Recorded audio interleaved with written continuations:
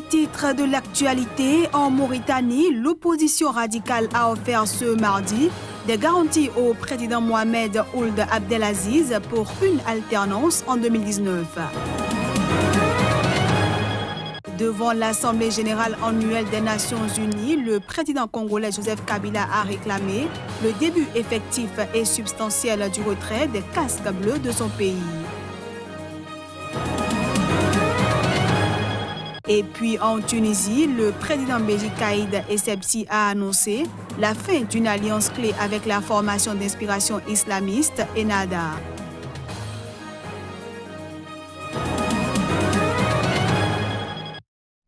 Voilà pour les titres. Bienvenue à tous. Au Gabon, la campagne pour les élections législatives et locales du 6 octobre prochain a démarré ce mardi et va durer 10 jours. Ces élections sont les premières organisées dans le pays depuis l'élection présidentielle de 2016 remportée par Ali Bongo Ondimba. 48 heures avant l'ouverture de la campagne électorale, 33 candidatures ont été rejetées par la Cour constitutionnelle dans le cadre d'un contentieux préélectoral. Cependant, le Parti démocratique gabonais souhaite conserver sa majorité dans les deux chambres du Parlement. En Mauritanie, l'opposition radicale a invité ce mardi le président Mohamed Ould Abdelaziz à organiser une élection transparente en 2019 et ce pour permettre une alternance pacifique, lui promettant en retour qu'il bénéficierait de sa dignité et de son respect. L'opposition radicale mauritanienne a, dans un communiqué publié ce mardi à l'issue d'une réunion, appelé à une transition en douceur entre un président élu dont la victoire est reconnue par tous, et un sortant jouissant de sa dignité et de son respect.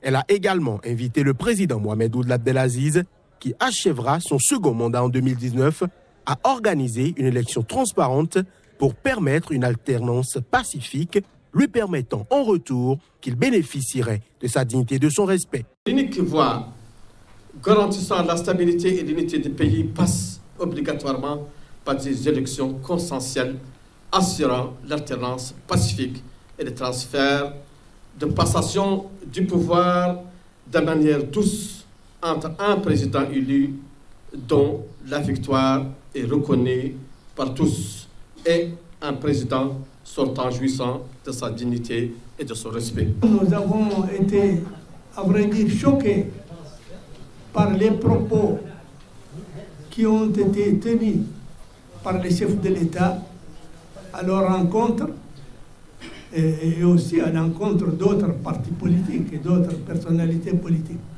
Mais apparemment, le chef de l'État choisit la menace et l'agression au lieu de choisir le dialogue et la concertation.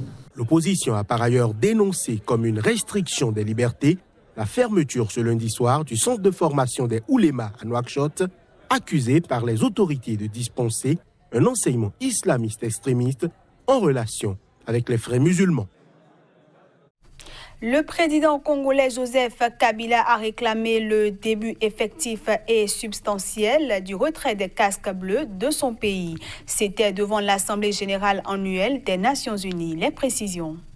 Tout en affirmant le caractère irréversible du scrutin présidentiel prévu le 23 décembre prochain, le président Joseph Kabila a réclamé devant l'Assemblée générale annuelle des Nations unies ce mardi le début effectif et substantiel du retrait des casques bleus de son pays. Et ce, alors qu'il avait déjà réclamé en janvier que la MONUSCO quitte le pays au plus tard en 2020.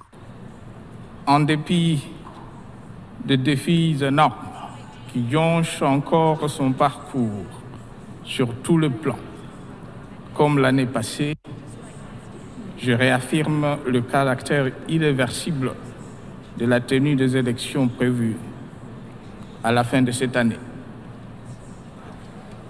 Voilà qui explique la position de mon pays de dénoncer et de s'opposer à toute ingérence dans le processus électoral en cours et de financer l'entièreté de ce coût opérationnel.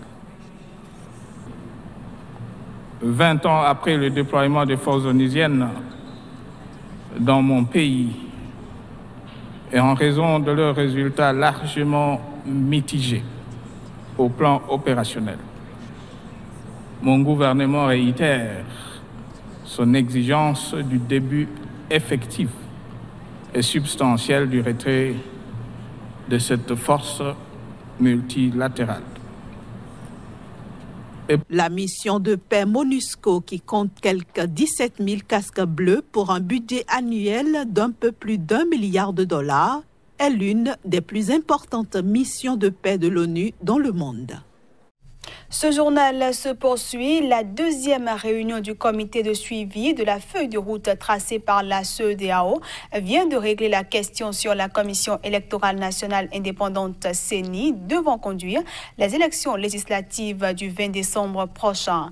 Le comité qui s'est réuni le dimanche dernier sous l'égide du président de la commission de la CEDEAO a sorti un communiqué. Ferdinand Gadé, notre correspondant au Togo, pour le reportage. Le comité de suivi de la feuille de route de la CEDEAO s'est réuni pour la deuxième fois dans la capitale togolaise le dimanche 23 septembre dernier afin de trouver des mesures d'apaisement à la crise politique qui secoue le pays depuis l'année dernière. Les représentants des deux protagonistes à la CENI deviennent paritaires et le chronogramme de la feuille de route est connu. Au titre de la CENI, les deux parties se sont félicitées des propositions visant à obtenir une CENI plus inclusive et plus équitable par une participation plus importante de l'opposition. Aussi, a-t-il été reconnu le droit et la liberté pour chacune des parties, comme le prévoit la loi, de désigner librement ou de maintenir ses représentants. 5 pour la majorité parlementaire, 5 pour l'opposition parlementaire. En outre, il a été retenu qu'au titre des 6 représentant les partis extra-parlementaires et la société civile, que chacune des parties concernées coopte 3 conformément au code électoral. Les partis concernés ont été encouragés à nommer leurs représentants respectifs à la CENI d'ici le 30 septembre 2018. Il y a des avancées notables à l'issue de cette deuxième rencontre en présence des représentants des deux facilitateurs des délégations de la mouvance et de la coalition des 14 partis de l'opposition sous la houlette du président de la commission de la CEDEAO. 3 experts de la CEDEAO sont mis à la disposition de la commission de suivi de la feuille de route afin d'aider le Togo à résoudre les différentes questions liées à cette crise.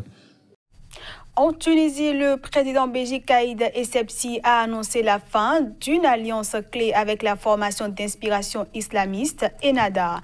C'était lors d'un entretien diffusé ce mardi soir sur la chaîne privée El Iwar et Tounsi. Lors d'un entretien diffusé mardi soir sur une chaîne privée, le président Béji Caïd Essebsi a annoncé la fin d'une alliance clé avec la formation d'inspiration islamiste Ennahda. Cette annonce marque la fin d'une entente en place depuis 4 ans et qui a joué un rôle clé dans la poursuite de la démocratisation dans le pays pionnier du printemps arabe. Par rapport à notre constitution, nous avons des principes. En décembre 2019 se tiendront des élections et je vous le dis, dès maintenant, les élections se tiendront à temps. Les relations entre Ennahda et moi sont interrompues à la demande d'Ennahda et ils ont mis cela en œuvre.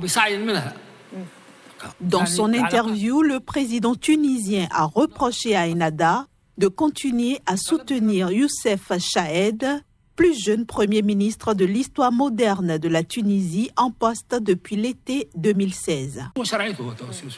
Il n'a aucune légitimité. La légitimité dont il jouit, il l'a eue grâce au Parlement. Si le Parlement l'approuve, fin de l'histoire. Dans son discours, le président s'est engagé à ce que les élections législatives et présidentielles aient lieu comme prévu fin 2019. Et ce, malgré la profonde crise que traverse Nida Tounes, parti qu'il a fondé en 2012 sur une plateforme anti-islamiste.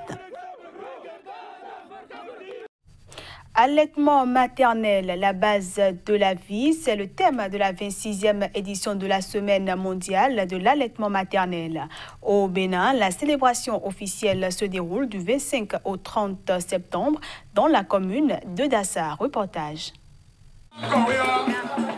97,2% des enfants sont allaités au Bénin, mais seulement 41,4% sont exclusivement nourris au lait maternel jusqu'à 6 mois. D'un département à un autre, les réalités varient. Les collines et le plateau sont à la traîne avec un taux inférieur au taux national. Voilà pourquoi l'édition 2018 de la Semaine mondiale de l'allaitement maternel se célèbre dans la commune de Dassa. Le monde entier, à travers les objectifs de développement durable, a fait de la priorité des priorités la santé de la mère et de l'enfant. Il s'agit de l'enfant âgé de 0 à 5 ans. Et la mère, elle est importante. C'est pour ça que nous devons accorder une importance plus particulière à nos jeunes sœurs. Un enfant mal allaité est un risque pour toute la nation entière. Vous qui avez déjà pris le pli pour allaiter les enfants, faites la propagande pour que notre cité soit l'exemple. Le premier lait dont bénéficie le nouveau-né lors de sa mise au sein précoce, c'est-à-dire le colostrum, offre de nombreux avantages au plan humanitaire, ce qui fait que d'aucuns le caractérisent, c'est-à-dire ce lait, de lait vaccin. Alors, toute action en faveur de l'allaitement maternel est en réalité une action de développement. La Semaine mondiale de l'allaitement maternel a donc pour but d'éveiller la conscience de l'opinion publique quant à l'importance de promouvoir et de soutenir l'allaitement maternel. Ceci étant vu comme une intervention à haut impact sur la santé de la mère et de l'enfant. Donner le colostrum à l'enfant, c'est mériter d'être associé à l'œuvre de la création divine. C'est comme cela qu'il faut placer le sens de l'allaitement.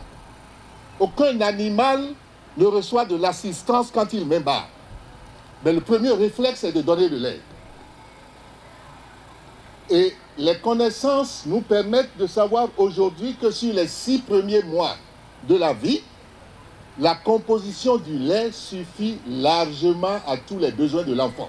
L'OMS, les partenaires techniques et financiers ainsi que les autorités sanitaires du Bénin sont déterminés à relever le défi du maximum de femmes appliquant l'allaitement maternel exclusif pendant les 6 premiers mois de vie de leur enfant. Et voilà, mesdames, messieurs, c'est sur cette dernière information que nous mettons un terme à cette édition. Merci à tous de l'avoir suivi.